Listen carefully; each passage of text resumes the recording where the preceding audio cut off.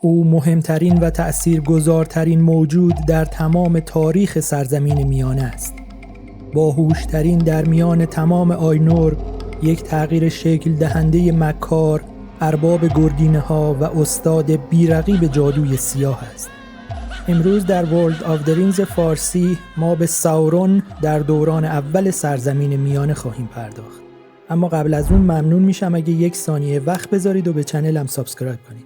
این کار خیلی به من کمک میکنه. میدانیم که آینور نخستین آفریده های اندیشه ایلوواتار هستند و از ذات خود او زاده شدند. پیش از آغاز آفرینش و در تالارهای بی زمان، والار و مایار برای کمک به آفرینش جهان خلق شدند. هر یک از آنها بخشی از اندیشه و قدرت بیکران ارو را نمایان می کردند. در میان این مایار، یکی از درخشانترین و با استعدادترینشان مایایی بود به نام مایرون.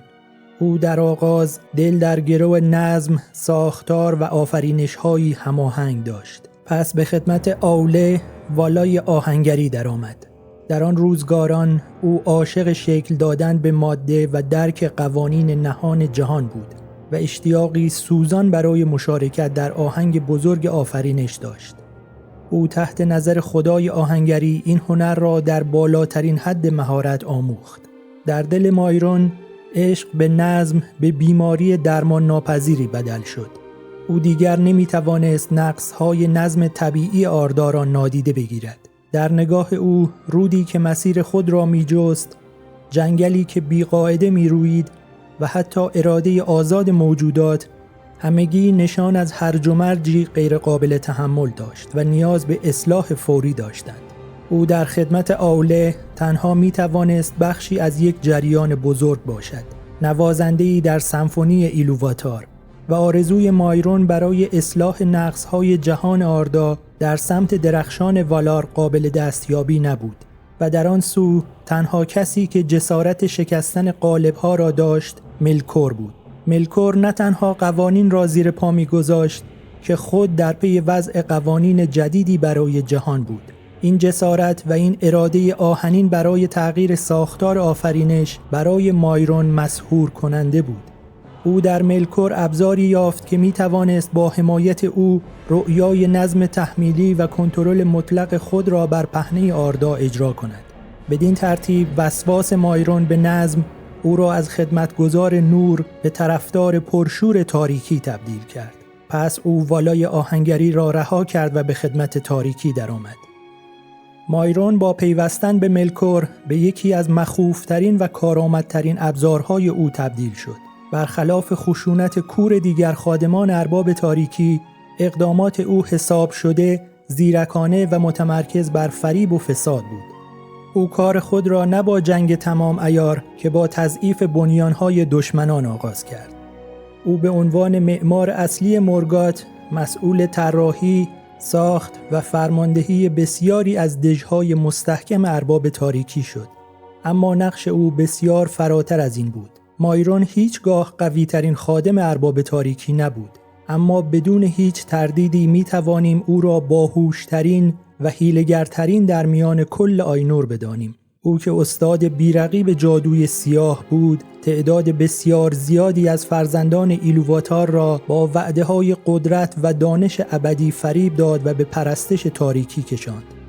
الف‌ها به سرعت ماهیت واقعی این مایای فاسد شده را درک کردند و به مایرون نام گورتاور دادند که در زبان سیندار به معنای وحشت انگیز است و در میان الف‌های خاکستری رایج بود. همچنین به دلیل مهارت بی‌نظیرش در فریب و دسیسه او را ارباب دروغ‌ها می‌نامیدند.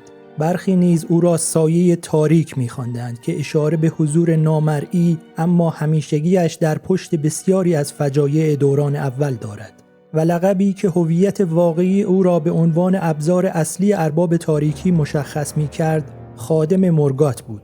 اما شناخته شده ترین عنوانی که مایرون به شدت از آن متنفر بود اما تا پایان تاریخ بر روی این مایای خوشچهره و زیبا ماند، ساورون بود. ساورون در زبان کوینیا به معنی مشمئز کننده و یا نفرت انگیز است.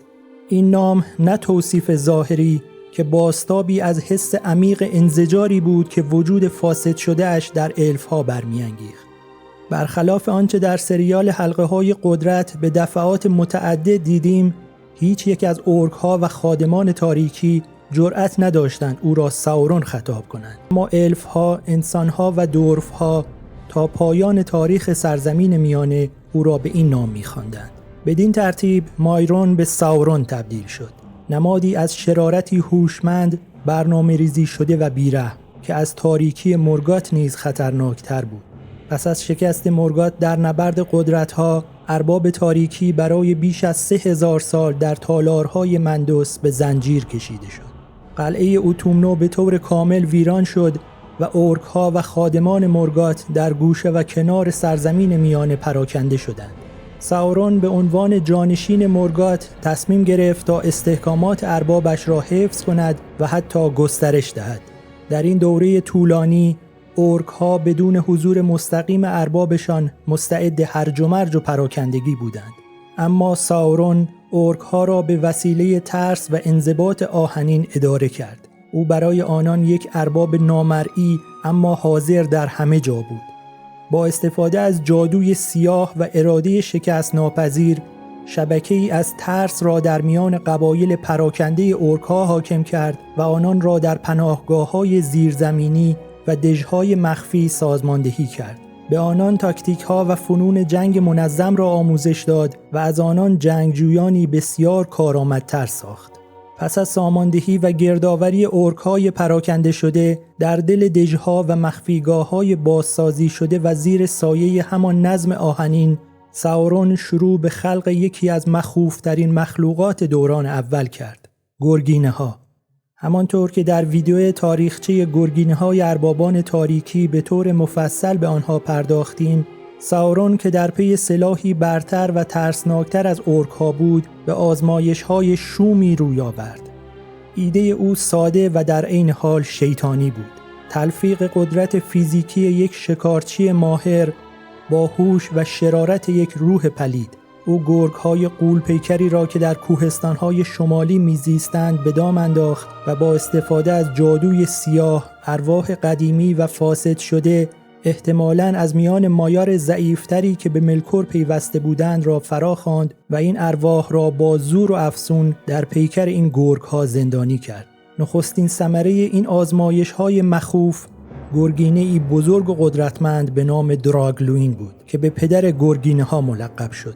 او تنها یک هیولای وحشی نبود، بلکه موجودی هوشمند، مطیع و سرشار از کینه بود که می‌توانست فرمان‌های پیچیده را درک و اجرا کند.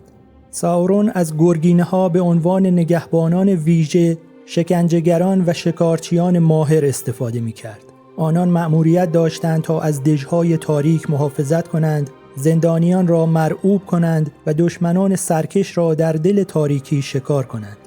بدین ترتیب ساورون نه تنها اورک‌ها را نظم داد، بلکه با آفرینش گرگینه‌ها گامی بلند در هنر شوم فساد و کنترل برداشت. در تمام آن سالهای طولانی و سخت که مورگات در زنجیرهای والار به بند کشیده شده بود، ساورون ثابت کرد که تنها یک خادم وفادار نیست، بلکه یک جانشین شایسته و استراتژیستی ترسناک است. او با ترکیبی از ترس، جادو و سازماندهی خشن، امپراتوری تاریکی را حفظ کرد و حتی با شکوه‌تر از قبل آن را تقویت کرد. ساورون خود را به عنوان جانشین ارباب تاریکی تثبیت کرد. حضورش نامرئی اما مطلق بود. او قلعه متروک شده انگبند را دوباره احیا کرد. اورک‌ها و دیگر مخلوقات تاریکی اراده‌اش را در هر گوشه‌ای حس می‌کردند. یک شبکه وسیع از جاسوسان و مأموران وفادار اخبار را از سراسر سرزمین میانه به او می‌رساندند و فرمانهایش را اجرا می‌کردند. او ارتش اورک‌ها را از غارتگرانی بی‌نظم به یک ماشین جنگی منضبط تبدیل کرد. با آموزش تاکتیک‌های منظم، ساخت سازوبرگ محاصره و اعمال انضباطی خشن، آنان را برای جنگ‌های بزرگ آینده آماده کرد.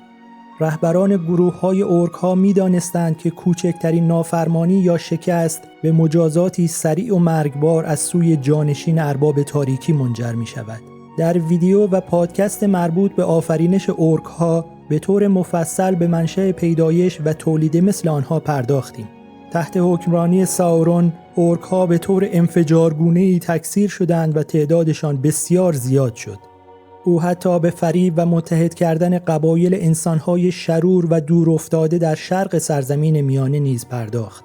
با بهره‌گیری از اتحاد گذشته آنها با مورگات و وعده قدرت و غنیمت، آنان را به اردوگاه تاریکی جذب کرد و پایه‌هایی را بنا نهاد که در نبردهای آینده، به ویژه نبرد نیرنایت آرنوئدیات، نقش بسیار مهمی ایفا خواهند کرد.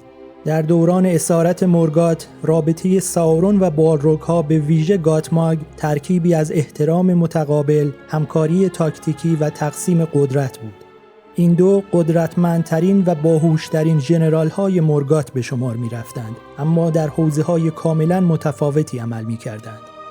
ساورون به عنوان مغز متفکر و جانشین مورگات، مسئولیت اداره قلعه و مخفیگاه‌های تاریکی، سازماندهی ارتش‌های عظیم اورک‌ها و اجرای طرح‌های بلند مدت را بر عهده داشت. گاتماگ و دیگر بالروگ‌ها همچنان به عنوان مخوف‌ترین جنگاوران و سلاح‌های استراتژیک ارباب تاریکی در نظر گرفته می‌شدند. آنان در این دوره عمدتاً در اعماق انگبند و دیگر دژهای تاریک ماندند و از هسته مرکزی قدرت مورگات محافظت کردند. در حقیقت ساورون و گاتماگ رقبای یکدیگر نبودند، بلکه دو بازوی مکمل قدرت مورگات به شمار می‌رفتند. این همزیستی قدرت تاریکی را در غیاب اربابش یکپارچه و متمرکز نگه داشت. از آنجا که تمام اقدامات ساورون و نیروهای تاریکی در این دوره بسیار طولانی به خاطر نظارت و حساسیت والار عمدتاً مخفیانه بود، پس گاتماگ و بالروگ‌ها عملاً نمی‌توانستند نقش مهمی ایفا کنند. به همین دلیل بود که آنها تقریباً در تمام این دوره زمانی در اعماق انگبند و دژهای تاریک مخفی شده و منتظر بازگشت اربابشان بودند. بدین ترتیب ساورون در غیاب اربابش چنان نظم و هراسی برقرار کرد که وقتی مورگات آزاد شد، نه تنها امپراتوری خود را دست نخورده یافت، بلکه آن را قدرتمندتر، منظمتر و خطرناکتر از همیشه دید. این دوران آزمونی برای ساورون بود که در آن هنر حکمرانی و کنترل را به کمال برساند. مهارتی که بعدها در دوران دوم و سوم اساس فرمانروایی او بر سرزمین میانه بود. پس از نابودی دو درخت ولنور و فرار مورگات به سرزمین بلریاند، ساورون که در آن سوی دریا منتظر بازگشت اربابش بود، بلافاصله نقش خود را به عنوان سکاندار تاریکی آغاز کرد. زمانی که گاتماگ و بالروگ‌هایش مورگات را از چنگال آنگولیانت نجات دادند و به سوی شمال بردند، ساورون شخصاً بر بازسازی و تقویت استحکامات عظیم قلعه انگبند، استحکامات اصلی مورگات در شمال، نظارت می‌کرد. تحت نظارت او که معمار و استاد جادوی سیاه بود، دیوارهای قلعه تاریک مرتفع‌تر شدند، تونل‌های جدید و پیچیده‌ای حفر شد و طلسم‌های نیرومندی برای محافظت از دروازه‌های آهنین ایجاد گردید. او انگبند را نه تنها به یک پناهگاه که به یک قلعه غیر قابل نفوذ و یک مرکز فرماندهی برای جنگ‌های آینده تبدیل کرده بود. همزمان او ارتش‌های پراکنده اورک‌ها و دیگر مخلوقات تاریکی را از گوشه و کنار سرزمین میانه به انگبند فراخواند و آنان را برای نبردهای منظم و محاصره‌های بزرگ آماده ساخت. این اقدامات زیرکانه و حساب شده ساورون در غیاب مورگات پایه‌های قدرتی را استوار کرد که پس از بازگشت ارباب تاریکی به او امکان داد تا بلافاصله تهاجم گسترده خود را علیه الف‌های بلریاند آغاز کند. با بازگشت مورگات به انگبند، ساورون باز هم به عنوان مغز متفکر پشت صحنه شخصاً بر تقویت نهایی استحکامات انگبند نظارت می‌کرد، اما تمرکز اصلیش را بر جاسوسی، فریب و جنگ روانی قرار داد. پس از شکست ارباب تاریکی در نبرد نوینگیلیات و محاصره انگبند توسط فینگالفین و الف‌های نولدور، ساورون شبکه وسیعی از جاسوسان را به درون سرزمین‌های الف‌ها و انسان‌ها فرستاد. این جاسوسان نه تنها اورک‌ها بلکه انسان‌های فریب خورده و موجودات شرور بودند که به رازهای دشمن پی می‌بردند و در اردوگاه‌های الف‌ها و انسان‌ها تفرقه و آشوب ایجاد می‌کردند. ساورون از ضعف‌ها و اختلاف‌های درونی دشمن مانند کینه‌توزی بین خاندان‌های الف آگاه شد و از این اطلاعات برای طراحی استراتژی‌های نبرد استفاده کرد. تمامی این اقدامات از سازماندهی ارتش‌های بزرگ گرفته تا ایجاد ترس و تفرقه همه بخشی از یک نقشه بزرگ بود که فقط از ذهن مکارترین آینور برمی آمد. طوفان آتشی که در دگور براگلخ جهان را فرا گرفت تنها به دلیل قدرت گلاورونگ نبود، بلکه نتیجه برنامه‌ریزی‌های دقیق، صبر و شرارت هوشمندانه ساورون بود. پس از نبرد شعله‌های ناگهانی، حمله ساورون به دژ تولسیریون که الف‌ها آن را میناستریس مینامیدند، یک حرکت استراتژیک حساب شده برای درهم شکستن خطوط دفاعی الف‌ها و نمایش قدرت جدید تاریکی بود. این دژ که توسط فینراد فلاگوند ساخته شده بود، بر رودخانه سیریون تسلط داشت و گذرگاهی حیاتی به سوی قلمروهای جنوبی محسوب می‌شد. ساورون که اکنون تمام جوانب و زمینه‌ها را مناسب می‌دید، مستقیما رهبری این حمله را بر عهده گرفت. او به کمک دراگلوین و گرگینه‌هایش که نوک پیکان حمله بودند، ترسی روانی و عمیق را در دل مدافعان تولسیریون افکندند. اورودرت و نیروهایش که توانایی مقابله با ساورون و هیولاهایش را در خود ندیدند، دژ را ترک کردند و به همراه سپاهش به سمت نارگاتراند گریختند. پس از این پیروزی، تولسیریون به لانه‌ای برای مخوفترین مخلوقات تاریکی و سیاهچالی برای دشمنانش تبدیل شد و با ساکن شدن دراگلوین و گرگینه‌ها نام آن به تولین گورات، جزیره گرگینه‌ها تغییر یافت. این رویداد نه تنها یک شکست نظامی برای الف‌ها بود، بلکه ضربه‌ای سهمگین به روحیه آنها وارد کرد و نشان داد که تاریکی تحت رهبری استادی بیرحم و هوشمند قدرتمندتر از همیشه بازگشته است. ارتش ساورون در تولین گورات تنها متشکل از گرگینه‌ها نبود، بلکه لشکری از ارواح پلید و موجودات فراتبیعی نیز زیر پرچم او گرد آمده بودند. همانطور که در کتاب سیلماریلیون و قصیده‌های بلریاند ذکر شده و ما در ویدیوهای آینده به ساورون به عنوان نکرومنسر خواهیم پرداخت، در آن دژ نفرین شده که هوایش از جادوی سیاه آکنده بود، ساورون نه تنها بر گرگینه‌ها که بر انبوهی از اشیاء، اشباح و ارواح پلید سرگردان فرمان می‌راند. این موجودات پیکری فیزیکی شبیه گرگینه‌ها نداشتند، بلکه از تاریکی و ترس سرشته شده بودند.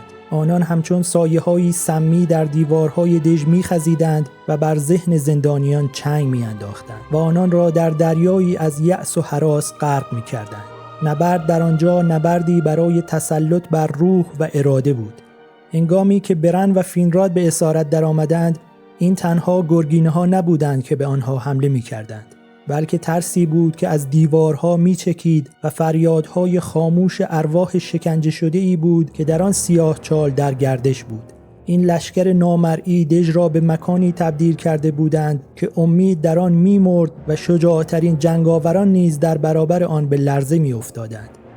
در میان تمام موجوداتی که مطیع اراده ساورون بودند، کسی پلیدتر و مرموزتر از تورینگ وتیل نبود. او که به زبان الفی به بانوی مرموز سایه‌ها یا زن پلید تاریکی شناخته میشد، یک خوناشام بود، اما نه از آن گونه که در افسانه‌های دیگر میشناسیم. تورینگ وتیل یک مایای فاسد شده بود، روحی قدیمی که پیکری هولناک از جنس پوستی نازک و بالهای پرده‌مانند قولاسا به خود گرفته بود.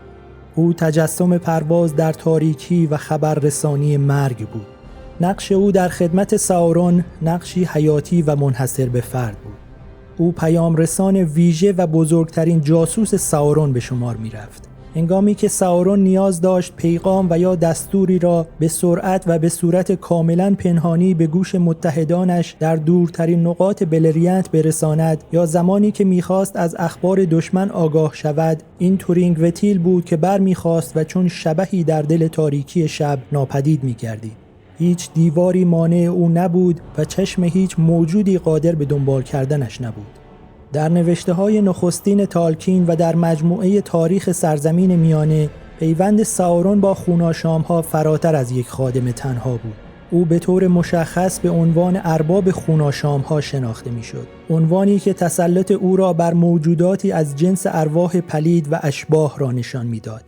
این خوناشام‌ها که در نوشته‌های اولیه فرزندان ساورون خوانده می‌شدند، احتمالاً از مایار فاسد شده یا ارواح قدیمی شکل گرفته بودند که با اراده او در پیکرهای مخوف بالدار و خوناشامانند زندانی شده بودند. آنان نه تنها پیام رسانانی برای شبکه تاریک او بودند، بلکه سلاح‌هایی برای ترور و ایجاد ترس و وحشت به شمار می‌آمدند.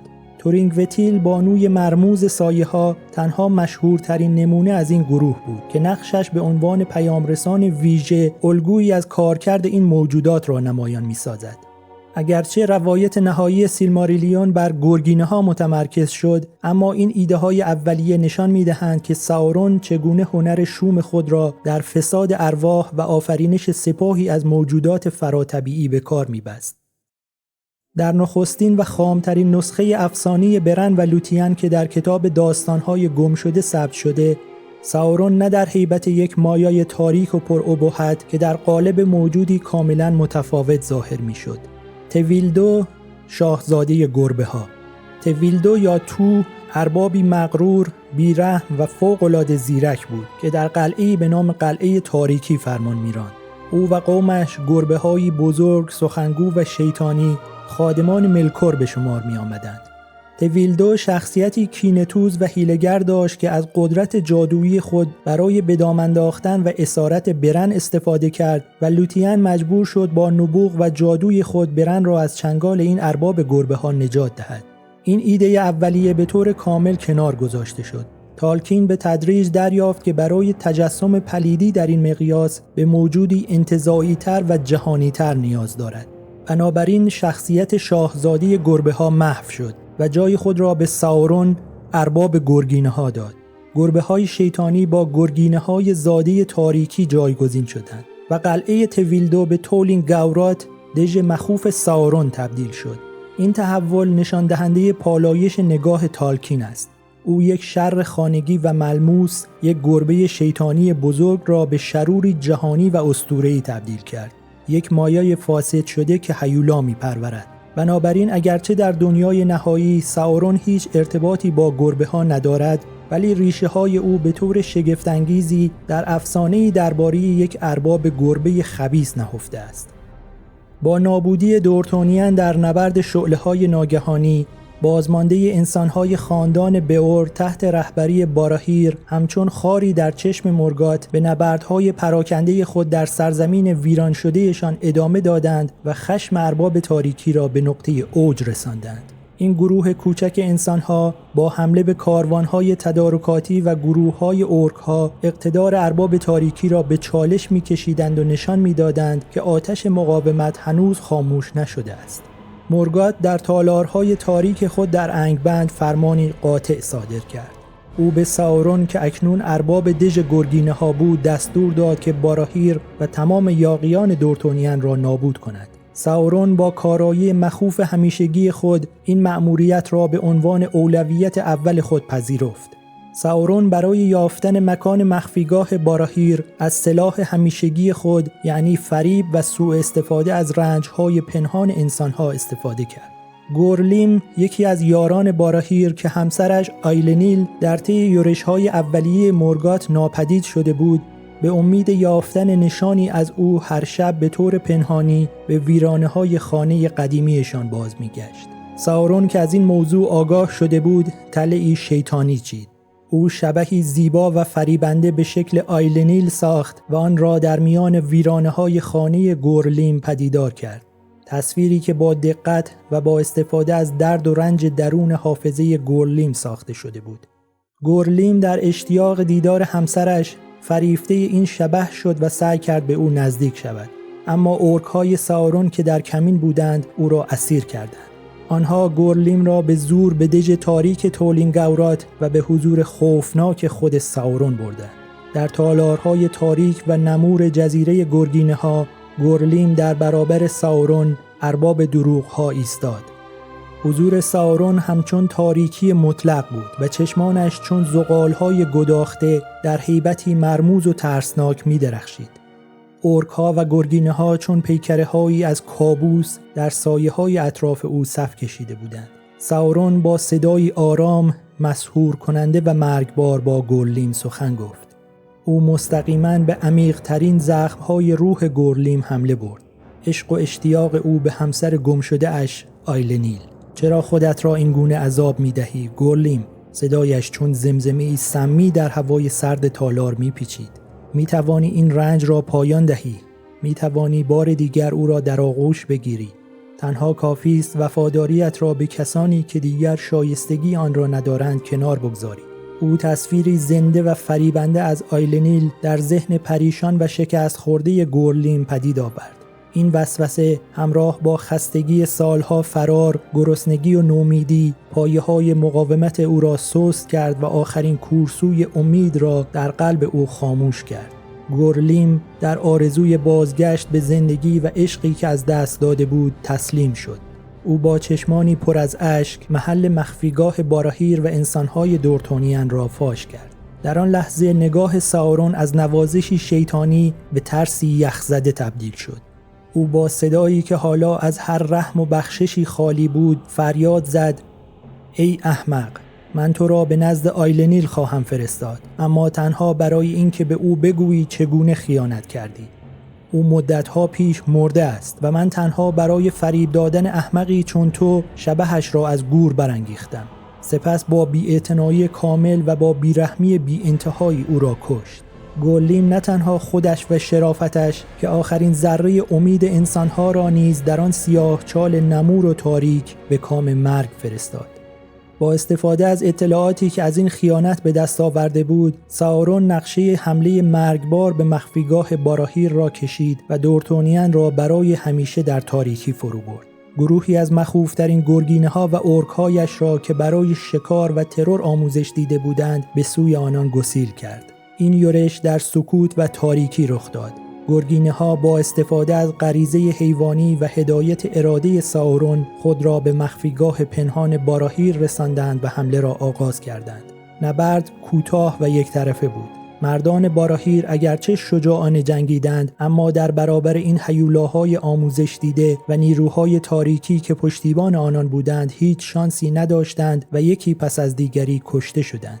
این حمله نه تنها یک گروه از انسانها که آخرین نماد مقاومت سازمان یافته در دورتونیان را نابود کرد. از گروه انسانهای دورتونیان تنها یک بازمانده بر جای ماند. برن پسر باراهیر که در آن شب به شکل معجزه‌آسایی در مخفیگاه حاضر نبود.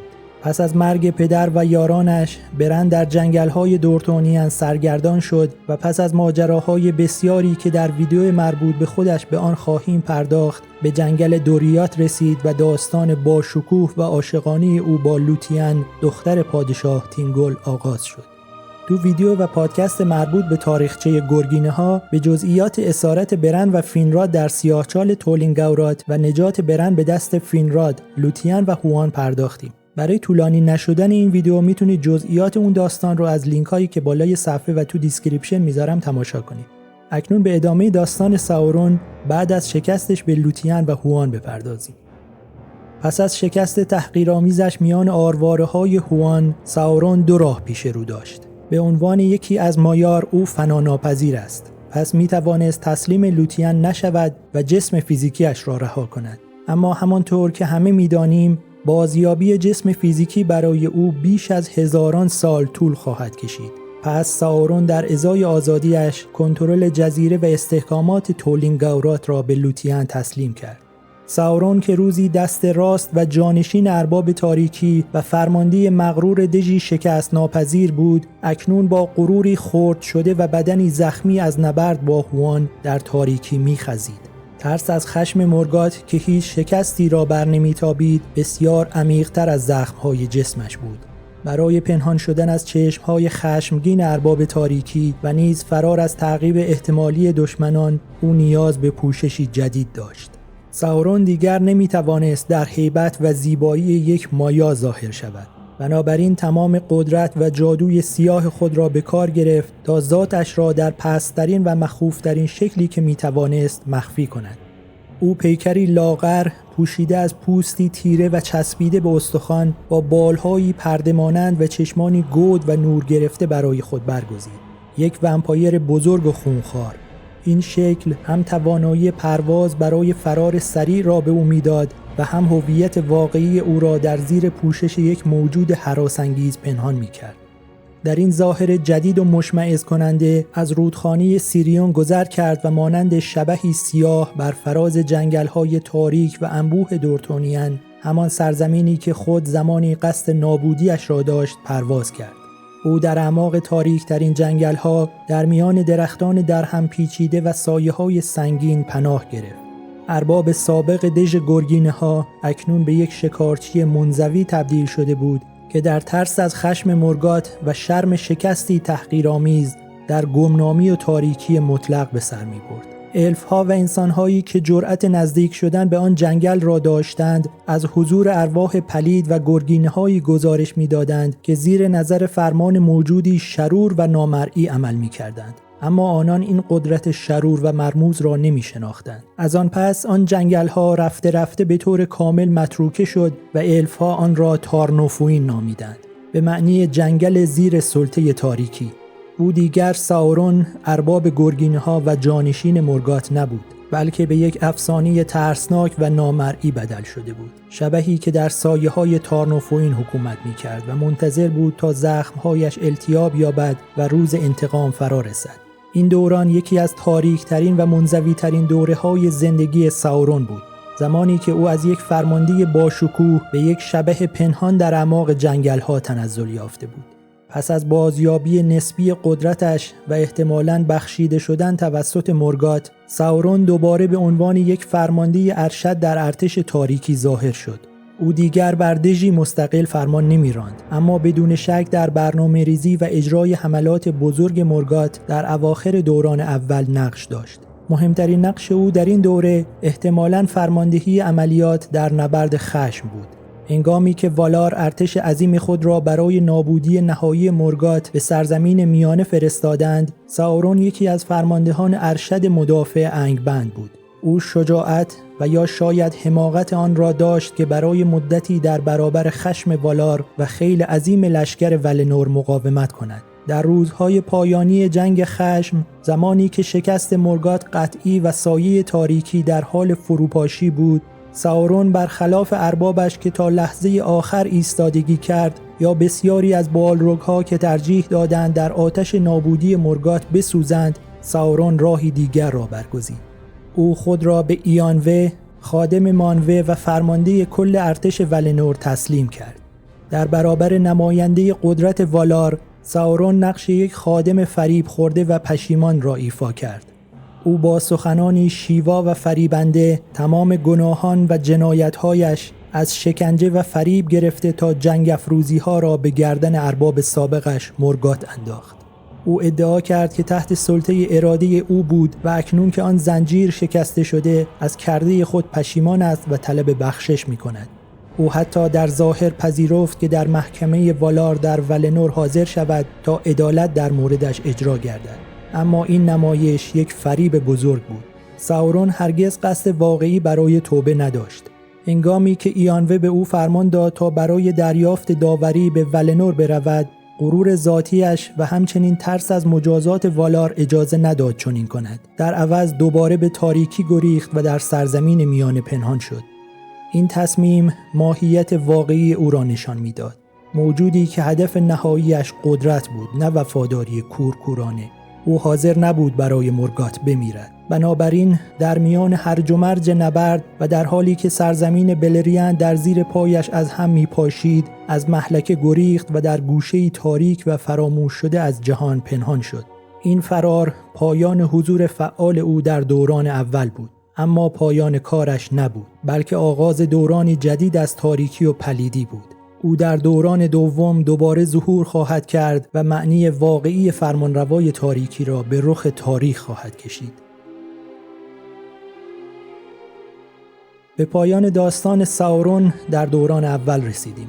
اسم من مایک است. مرسی که تا پایان این ویدیو با من همراه بودید. اگه از این ویدیو خوشتون اومد ممنون میشم اگه لایکش کنید و نظرتون رو تو قسمت کامنت ها و یا کامیونیتی چنل با هم در میون بذارید. و مثل همیشه هابیت های جوان، اگه ایده و یا پیشنهادی واسه ویدیوهای بعدی دارید تو کامیونیتی World of the Rings توی دیسکورد یا تلگرام عضو بشید و با هم راجع بهش صحبت کنید. توجه داشته باشید که موقع پیوستن به سرور دیسکورد نقش پیش‌فرض شما به عنوان اورک هست، اما بعد از مدتی به هابیت، انسان، الف، ویزارد، مایار و در نهایت به والار ارتقا پیدا می‌کنید. لینک تلگرام و دیسکورد رو توی دیسکریپشن همین ویدیو میذارم. به نظرم درباره همه اهریمن‌های ارباب تاریکی تو دوران اول حرف زدیم و دیگه نوبت الف‌ها، انسان‌ها و دورف‌ها رسیده. هفته بعد ما به بیداری الف‌ها خواهیم پرداخت. تا هفته بعد و یه داستان دیگه از دنیای حلقه ها. نماریه.